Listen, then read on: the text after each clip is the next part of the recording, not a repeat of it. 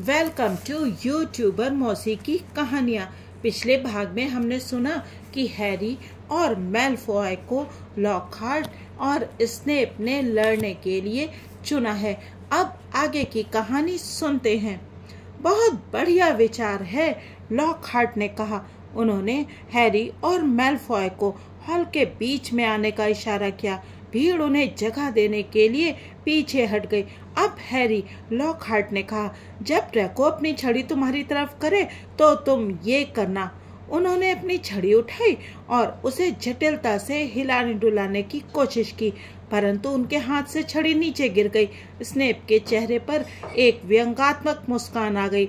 जब लॉकहार्ट ने तत्काल छड़ी उठाते हुए कहा, ओहो, मेरी छड़ी थोड़ी ज्यादा रोमांचित हो गई थी। स्नेप मैलफॉय के पास पहुंचा, झुका और उसके कान में कुछ फुसफुसाया। मैलफॉय भी व्यंग से मुस्कुराने लगा। हैरी ने घबराकर लॉकहार्ट की तरफ देखा और कहा, प्रोफेसर, क्या आप मुझे दिखा सकते हैं कि वार कैसे रोका जाता है? डर रहे हो? मैलफॉय इतने धीमे से बुदबुदाया ताकि लॉकहार्ट उसकी बात न सुन सके। डर? और तुमसे? हैरी अपने मुंह के कोने से बोला। लॉकहार्ट ने हैरी के कंधे पर खुशी से हाथ रखते हुए कहा, हैरी, वैसा ही करना जैसा मैंने किया था। क्या अपनी छड़ी गिरा दूं? परंतु लॉकहार्ट सुन नहीं रहे थे। 3, 2, 1 शुरू, वे चिल्लाए। मैलफॉय ने तत्काल अपनी छड़ी उठाई और चीखा, सर्पदंश! उसकी छड़ी के सिरे में विस्फोट हुआ। हैरी दहशत से देखता रहा जब एक लंबा काला सांप मैलफॉय की छड़ी से बाहर निकला, फर्श पर गिरा और सर्पदंश की मुद्रा में वार करने के लिए तैयार हो गया। विद्यार्थियों की भीड़ चीखते हुए तेजी से पीछे हटी। हिलना मत पॉटर, स्नेप ने अलसाए भाव से कहा। यह साफ था कि क्रोधित सांप की तरफ हैरी को दहशत में ताकते देखकर स्नेप को बहुत मजा आ रहा था। मैं उसे हटा दूंगा, ये काम मुझे करने दो, लॉकहार्ट चिल्लाए। उन्होंने अपनी छड़ी सांप की तरफ हिलाई और एक जोरदार धमाका हुआ, परंतु गायब होने के बजाय सांप हवा में 10 फुट ऊपर उड़ा और धम्म की जोरदार आवाज के साथ दोबारा फर्श पर गिर गया। गुस्से में तेजी से फुफकारता हुआ सांप अब सीधे जस्टिन फिंच फ्लैशली की ओर रेंगने लगा। उसने दोबारा अपना फन फैला लिया था। उसके दांत साफ दिख रहे थे और वो हमला करने ही वाला था। हैरी को पता नहीं कि उसने ऐसा क्यों किया। वो तो ये भी नहीं जानता था कि उसने ऐसा करने का सोचा भी था। वो तो बस इतना जानता था कि उसके पैर उसे आगे ले जा रहे थे, जैसे वो खींचा चला जा रहा हो। फिर उसने मूर्खतापूर्ण ढंग से सांप से चिल्लाकर कहा, उसे छोड़ दो, और चमत्कारिक रूप से न जाने क्यों सांप फर्श पर लुढ़क गया। हैरी की तरफ देखते हुए सांप अचानक बगीचे के काले पाइप की तरह आज्ञाकारी नजर आने लगा। हैरी के मन का डर अब गायब हो चुका था। वो जानता था कि सांप अब किसी पर हमला नहीं करेगा। हालांकि हैरी यह नहीं समझ सकता था कि वो ये बात इतने यकीन से कैसे जानता था। उसने मुस्कुराते हुए जस्टिन की तरफ देखा। उसे उम्मीद थी कि जस्टिन राहत, परेशानी या कृतज्ञता के भाव से उसे देख रहा होगा। निश्चित रूप से उसे ये उम्मीद नहीं थी कि जस्टिन गुस्से या डर से उसकी तरफ देखेगा। परंतु जस्टिन चिल्लाया, तुम ये क्या कर रहे थे? और इससे पहले कि हैरी कुछ कह सके, जस्टिन पलटा और हॉल से धड़धड़ाते हुए बाहर चला गया। स्नेप ने आगे बढ़कर अपनी छड़ी लहराई और सांप काले धुएं के धमाके के साथ गायब हो गया। स्नेप भी हैरी की तरफ अजीब निगाहों से देख रहे थे। उनके चेहरे पर कुटिलता और कपट के भाव देखकर हैरी को अच्छा नहीं लगा। उसे ये आभास भी हो रहा था कि भीड़ के बीच से दहशत भरी आवाजें आ रही थी। फिर उसे ये महसूस हुआ कि कोई उसका दुशाला पीछे से खींच रहा था। उसके कान में रॉन की आवाज आई, यहाँ से बाहर चलो, अब हिलो भी, यहाँ से बाहर चलो। रॉन उसे घसीटते हुए हॉल से बाहर ले गया। हरमाइनी उनके साथ तेजी से चल रही थी। जब वे दरवाजे से निकले तो दोनों तरफ खड़े लोग दूर हट गए, जैसे वो उससे डर रहे हों। हैरी को कुछ समझ में नहीं आ रहा था कि क्या हो रहा था। रॉन और हरमाइनी भी तब तक कुछ नहीं बोले जब तक कि वे उसे खींचकर गरुड़ द्वार के खाली हॉल में नहीं ले गए। वहाँ पर रॉन ने हैरी को एक कुर्सी की तरफ ढकेलते हुए कहा, तुम सर्पभाषी हो? तुमने हमें ये बात पहले क्यों नहीं बताई? मैं क्या हूँ? हैरी ने पूछा। सर्पभाषी? रॉन ने कहा, तुम सांपों से बात कर सकते हो। मैं जानता हूँ, हैरी बोला। मेरा मतलब है ये सिर्फ दूसरी बार है जब मैंने सांपों से बात की है। संयोग से एक बार मैंने चिड़ियाघर में अपने मौसेरे भाई डडली पर एक सांप छोड़ दिया था। वो एक लंबी कहानी है, परंतु उस सांप ने मुझे बताया कि उसने कभी ब्राजील नहीं देखा और मैंने ना चाहते हुए भी एक तरह से उसे आजाद कर दिया था। ये तब की बात है जब मुझे ये पता नहीं था कि मैं जादूगर हूँ। सांप ने तुम्हें बताया कि उसने कभी ब्राजील नहीं देखा? रॉन ने धीमे से दोहराया। तो हैरी ने कहा, मेरे ख्याल से यहाँ पर बहुत से लोग ऐसा कर सकते होंगे। ओ नहीं, नहीं कर सकते, रॉन बोला। बहुत कम लोग ऐसा कर सकते हैं हैरी, ये बहुत बुरी बात है। इसमें बुरा क्या है? हैरी ने अब गुस्सा होते हुए कहा। तुम सबको हो क्या गया है? अगर मैंने उस सांप से ये नहीं कहा होता कि वो जस्टिन पर हमला ना करे। अच्छा, तो तुमने उससे ये कहा था? तुम्हारा क्या मतलब है? तुम भी तो वहीं थे, तुमने भी सुना होगा मैंने क्या कहा था। रॉन बोला, मैंने तुम्हें सर्प भाषा यानी सांपों की भाषा में कुछ बोलते सुना था। मुझे क्या पता तुम क्या बोल रहे थे। इसमें हैरानी की बात नहीं कि जस्टिन घबरा गया। तुम्हारी आवाज से ऐसा लग रहा था जैसे तुम सांप को हमला करने के लिए उकसा रहे थे। देखो, तुम्हारी आवाज बहुत डरावनी थी। हैरी ने उसकी तरफ मुंह फाड़ कर देखा। मैं दूसरी भाषा में बोल रहा था, परंतु मुझे तो पता ही नहीं चला। किसी भाषा को जाने बिना मैं उसमें कैसे बोल सकता हूँ? रॉन ने अपना सिर हिलाया। रॉन और हरमाइनी दोनों की ही शक्ल से ऐसा लग रहा था जैसे किसी की मौत हो गई हो। हैरी को ये समझ में नहीं आ रहा था कि सर्प भाषा बोलने में इतनी भयानक बात क्या थी। वो बोला, क्या तुम मुझे बता सकते हो कि एक बड़े गंदे सांप को जस्टिन के सिर पर वार करने से रोकने में क्या गलत था?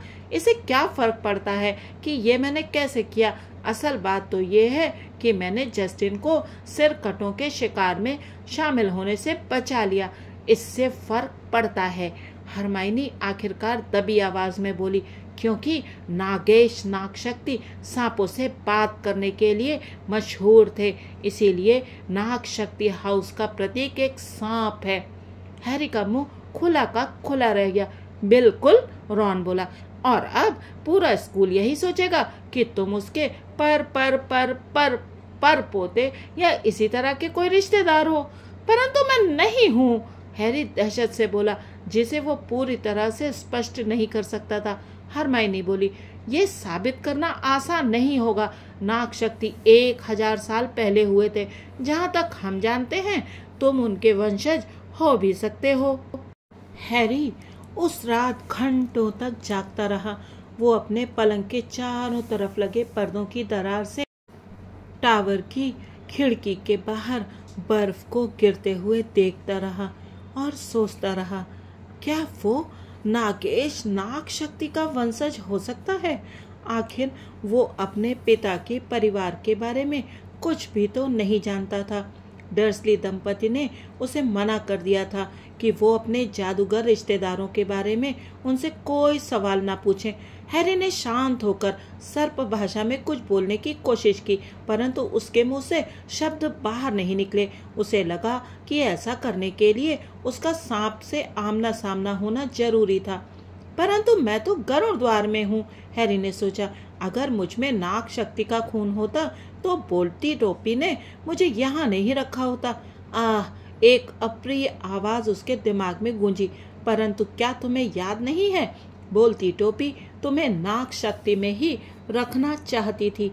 हैरी ने करवट बदली। उसने सोचा कि अगले दिन जड़ी बूटियों का ज्ञान की क्लास में वो जस्टिन से मिलेगा और उसके सामने स्पष्ट कर देगा कि वो सांप को उससे दूर भगा रहा था, उस पर हमला करने के लिए नहीं उकसा रहा था। उसने गुस्से से अपने तकिए पर मुक्का मारते हुए सोचा कि ये बात तो मूर्ख से मूर्ख व्यक्ति को भी समझ में आ जाना चाहिए थी।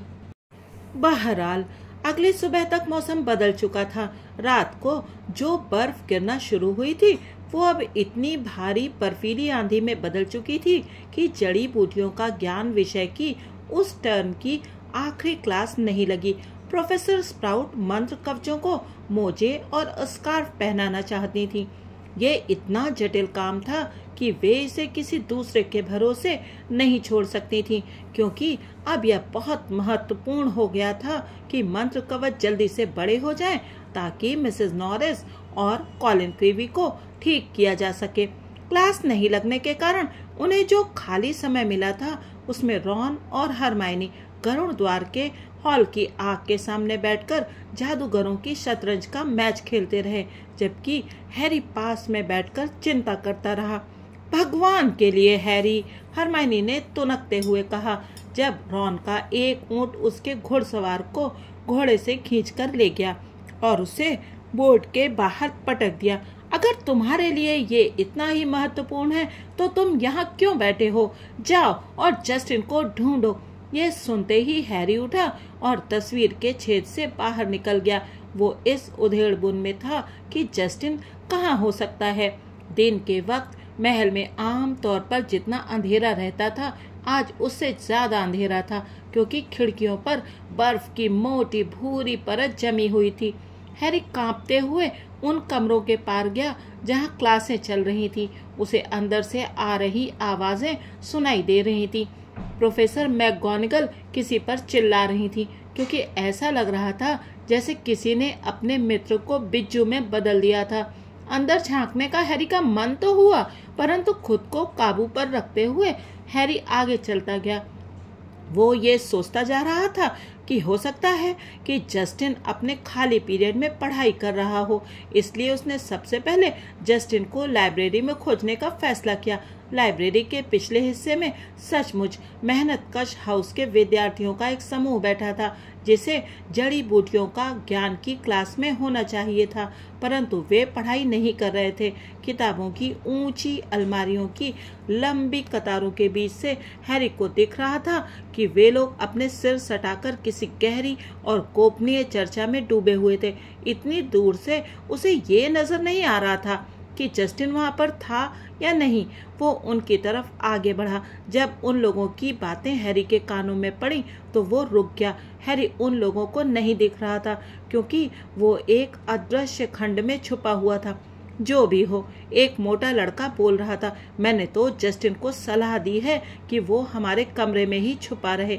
मेरे कहने का मतलब ये है कि अगर पॉटर उसे अपना अगला शिकार बनाने वाला है तो बेहतर यही है कि वो कुछ समय तक छुपा रहे। जाहिर है जस्टिन को ऐसी ही किसी घटना के होने की तब से आशंका थी जब से उसने गलती से पॉटर को ये बता दिया था कि वो मगलू परिवार में पैदा हुआ है।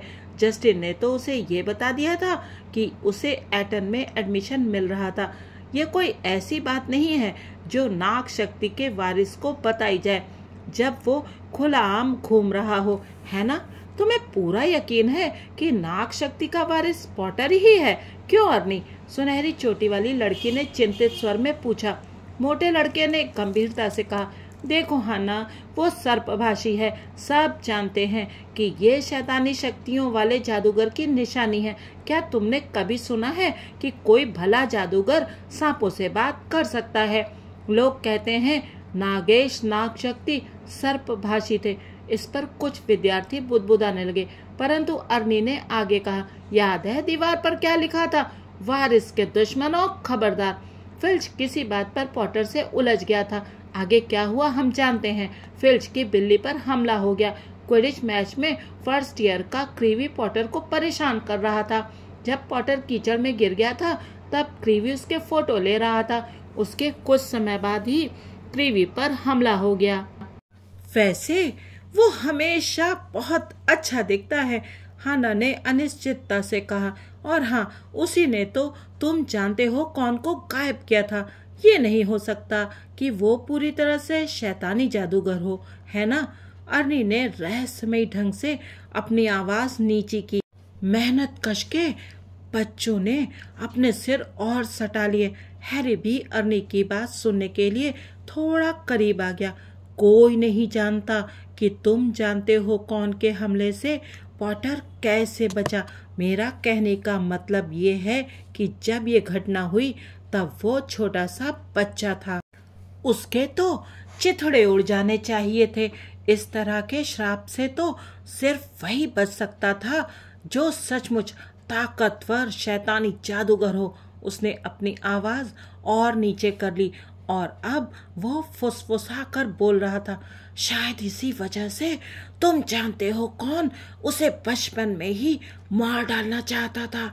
वो नहीं चाहता था कि कोई दूसरा शैतानी जादूगर उसका प्रतिद्वंदी बन जाए। मैं ये सोचता हूँ कि ना जाने पॉटर में और कौन सी गुप्त शक्तियाँ छुपी होंगी। हैरी में अब और सुनने की ताकत नहीं थी। जोर से अपना गला साफ करते हुए वो अलमारियों के पीछे से बाहर निकला। अगर वो इतने गुस्से में नहीं होता तो उसे अपने सामने का दृश्य देखकर बहुत मजा आया होता। हैरी को देखने के बाद मेहनतकश के सभी बच्चे इतने स्तब्ध लग रहे थे जैसे उसे देखते ही बेजान हो गए हों। अर्नी के चेहरे का रंग उड़ चुका था। हैरी बोला, हेलो, मैं जस्टिन फिंच फ्लेचली को ढूंढ रहा हूँ। मेहनतकश के विद्यार्थियों को जिस बात का डर था अब उसकी पुष्टि हो चुकी थी। सहम कर वे सब अर्नी की तरफ देखने लगे। अर्नी ने कांपती आवाज में पूछा, तुम उसके साथ क्या करना चाहते हो? मैं उसे ये बताना चाहता हूँ कि युद्ध कला प्रशिक्षण में सांप वाली घटना में वास्तव में क्या हुआ था, हैरी ने कहा। अर्नी ने अपने सफेद पड़ चुके होंठ काटे और फिर एक गहरी सांस लेते हुए कहा, हम सब वहां थे, हमने देखा था कि क्या हुआ था। हैरी बोला, तब तो तुमने ये भी देखा होगा कि जब मैंने सांप से बात की थी तो उसके बाद वो दूर हट गया था।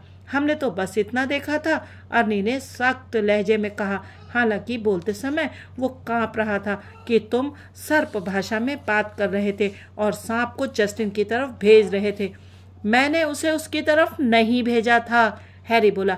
उसकी आवाज गुस्से से कांप रही थी। सांप ने तो जस्टिन को छुआ तक नहीं, वो बाल बाल बचा था, अर्नी ने कहा। इसके बाद उसने जल्दी से आगे ये भी जोड़ दिया, और अगर तुम्हारे मन में मेरे बारे में कोई विचार आ रहे हों तो मैं तुम्हें ये बता दूं कि तुम मेरी वंशावली देख सकते हो। मेरे परिवार में 9 पीढ़ियों से जादूगर और जादूगरनियां रहे हैं और मेरा खून उतना ही शुद्ध है जितना कि किसी जादूगर का हो सकता है। इसलिए हैरी गुस्से से बोला, मुझे परवाह नहीं है कि तुम्हारा खून किस तरह का है। मैं मगलू परिवार में पैदा होने वालों पर हमला क्यों करना चाहूंगा? अर्नी ने तपाक से कहा, मैंने सुना है कि तुम उन मगलुओं से नफरत करते थे जिनके साथ तुम रहते थे। हैरी ने जवाब दिया, यह संभव नहीं है कि कोई डर्सली परिवार के साथ रहे और उनसे नफरत ना करे। मैं चाहूंगा कि तुम भी एक बार ये कोशिश करके देखो।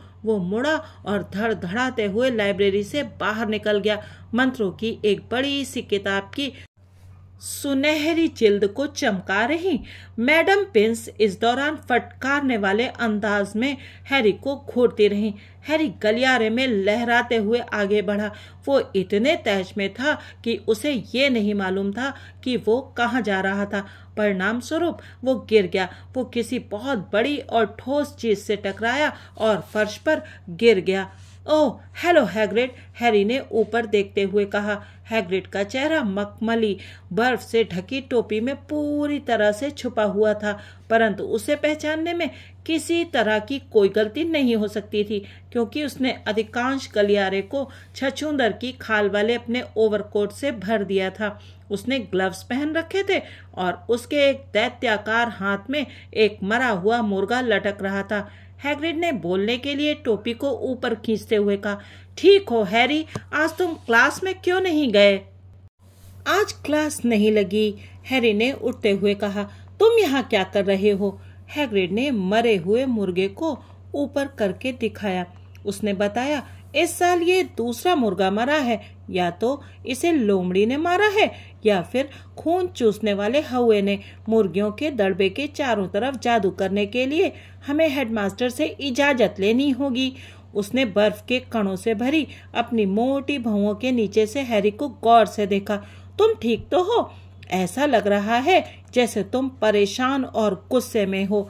हैरी वह सब दोहराना नहीं चाहता था, जो अर्नी और मेहनत कश के बाकी बच्चे उसके बारे में कह रहे थे। फिर वो बोला, ऐसी कोई बात नहीं है, बेहतर होगा कि मैं अब चल दूं। हैग्रिड, अगली क्लास रूप परिवर्तन की है और मुझे अपनी किताबें भी उठाना है। हैरी वहां से आगे बढ़ गया। उसके दिमाग में वही बातें घूम रही थीं जो अर्नी ने उसके बारे में कही थी। जस्टिन को ऐसी ही किसी घटना के होने की तब से आशंका थी जब से वो गलती से पॉटर को ये बता गया था कि वो मगलू परिवार में पैदा हुआ है। हैरी पैर पटकते हुए सीढ़ियों पर चढ़ा और एक ऐसे गलियारे में मुड़ गया जहाँ कुछ ज्यादा ही अंधेरा था। यहाँ की मशालें बर्फीली हवा के तेज झोंकों के कारण बुझ गई थी, जो एक खुली खिड़की में से अंदर आ रहे थे। वो गलियारे में आधी दूर तक ही पहुंचा था कि तभी वो फर्श पर पड़ी किसी चीज से टकराया और लड़खड़ाकर सिर के बल गिर गया। उसने अंधेरे में आंखें गड़ाकर देखा कि वो किस पर गिरा था और देखते ही उसके होश उड़ गए। फर्श पर जस्टिन फिंच फ्लेचली पड़ा था, सख्त और ठंडा।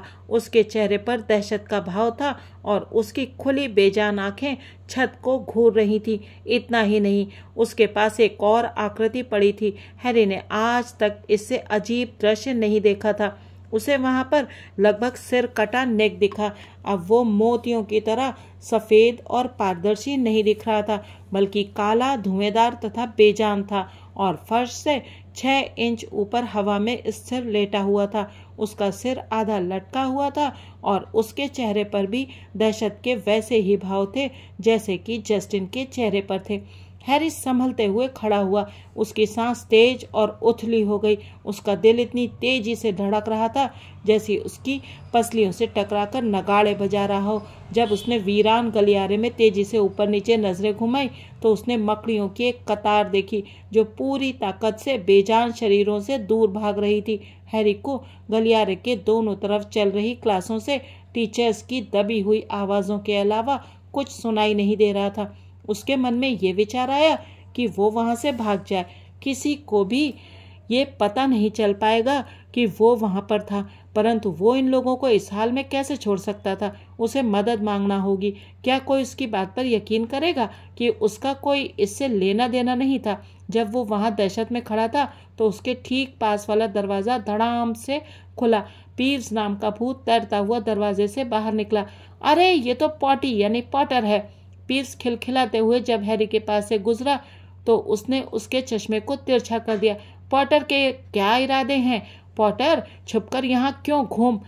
पीव्स अचानक रुका और हवा में गुलाटियां खाने लगा। गुलाटी खाते समय जब उसका सिर नीचे और पैर ऊपर थे तब उसकी निगाह जस्टिन और लगभग सिर कटे निक पर पड़ी। उसने तत्काल खुद को सीधा किया, अपने फेफड़ों में हवा भरी और इससे पहले कि हैरी उसे रोक सके वो चीखने लगा, हमला, हमला, हमला, एक और हमला। अब किसी इंसान या भूत की जान सुरक्षित नहीं है। अपनी जान बचाओ, हमला। धड़ाम धड़ाम धड़ाम एक के बाद एक दरवाजे गलियारे में खुले और लोग बाढ़ के पानी की तरह अंदर घुस आए। कई लंबे मिनटों तक इतनी दुविधा और भगदड़ का माहौल था कि जस्टिन के कुचल जाने का खतरा पैदा हो गया। कई विद्यार्थी तो लगभग सिर कटे निक के शरीर में खड़े हुए थे। जब टीचर्स वहां आए और उन्होंने चिल्लाकर भीड़ को शांत किया तो हैरी ने खुद को दीवार से टिका पाया। प्रोफेसर मैकगोनागल भागती हुई वहां आई। उनके पीछे उनकी क्लास के बच्चे भी आ गए, जिनमें से एक के बालों पर अब भी काली सफेद धारियां थीं। प्रोफेसर मैकगोनागल ने अपनी छड़ी से एक जोरदार धमाका किया जिससे खामोशी छा गई। इसके बाद उन्होंने सब विद्यार्थियों को अपनी अपनी क्लास में जाने का आदेश दिया। जैसे ही भीड़ छटने की वजह से जगह थोड़ी खाली हुई, मेहनतकश हाउस का अर्नी वहां हाफता हुआ आ गया। आज तो पॉटर रंगे हाथों पकड़ा गया। अर्नी चीखा। उसका चेहरा बिल्कुल सफेद था और उसने अपनी उंगली हैरी की तरफ नाटकीय अंदाज में उठा रखी थी। चुप रहो मैकमिलन, प्रोफेसर मैकगोनागल ने तीखे स्वर में कहा। पीव्स ऊपर झूलते हुए अब बुरी तरह दांत दिखा रहा था और मजे लेते हुए पूरे दृश्य को देख रहा था। पीव्स को गड़बड़ी या अव्यवस्था का माहौल हमेशा अच्छा लगता था। जब टीचर्स जस्टिन और लगभग सिरकटे निक के ऊपर झुके और उनकी जांच करने लगे तो पीव्स गाना गाने लगा। अरे पॉटर, तुम तो हो गड़बड़। पॉटर, तुमने ये क्या किया? तुम तो विद्यार्थियों को ऐसे मार रहे हो जैसे ये कोई मजेदार खेल हो। बहुत हो गया पीव्स, प्रोफेसर मैकगोनागल ने झड़कते हुए कहा और पीव्स हैरी को जीभ निकालकर चढ़ाते हुए पीछे की तरफ उड़ गया। प्रोफेसर फ्लिटविक और खगोल शास्त्र की प्रोफेसर सिनिस्ट्रा जस्टिन को उठाकर अस्पताल ले गए, परंतु किसी को भी ये समझ में नहीं आ रहा था कि लगभग सिरकटे निक का क्या किया जाए। अंत में प्रोफेसर मैकगोनागल ने छड़ी घुमाकर हवा से एक बड़ा पंखा निकालकर अर्नी को दे दिया। उन्होंने अर्नी को यह भी समझाया कि वो इस पंखे से हवा करके लगभग सिरकटे निक को सीढ़ियों के ऊपर कैसे ले जाए। अर्नी निक को पंखा झलते हुए एक खामोश काले होवरक्राफ्ट विमान की तरह ले गया। इसके बाद वहां सिर्फ हैरी और प्रोफेसर मैकगोनागल ही बचे थे। प्रोफेसर मैकगोनागल बोली, मेरे साथ आओ पॉटर। हैरी ने तत्काल कहा, प्रोफेसर मैं कसम खाता हूँ कि मैंने कुछ नहीं किया। प्रोफेसर मैकगोनागल सख्ती से बोली, ये मेरे हाथ से बाहर की बात है। वे दोनों खामोशी से एक मोड़ पर मुड़े। प्रोफेसर मैकगोनागल अचानक एक बड़े और बहुत ही बदसूरत जानवर की मूर्ति के सामने रुक गई। उन्होंने कहा, शरबत लेमन। जाहिर है ये पासवर्ड था, क्योंकि जानवर की मूर्ति में अचानक जान आ गई और ये एक तरफ सरक गया, जिससे उसके पीछे की दीवार दो हिस्सों में बंट गई। दहशत से भरे होने के बाद भी हैरी आश्चर्यचकित हुए बिना नहीं रह सका और सोचने लगा कि आगे क्या होने वाला है। दीवार के पीछे घुमावदार सीढ़ियां थीं, जो एस्केलेटर की तरह धीमी गति से ऊपर की तरफ जा रही थी। जब वो और प्रोफेसर मैकगोनागल सीढ़ियों पर खड़े हुए तो हैरी को पीछे की दीवार के धम्म के साथ बंद होने की आवाज सुनाई दी। वो गोलाई में घूमते हुए ऊपर उठे। वो ऊंचे और ऊंचे उठते चले गए जब तक कि आखिरकार हैरी का सिर थोड़ा चकराने नहीं लगा, जब उसे अपने सामने बलूत की लकड़ी का चमकता हुआ दरवाजा दिख रहा था, जिस पर गरुड़ के आकार की एक पीतल की कुंडी लगी थी। वो जानता था उसे कहाँ लाया गया था।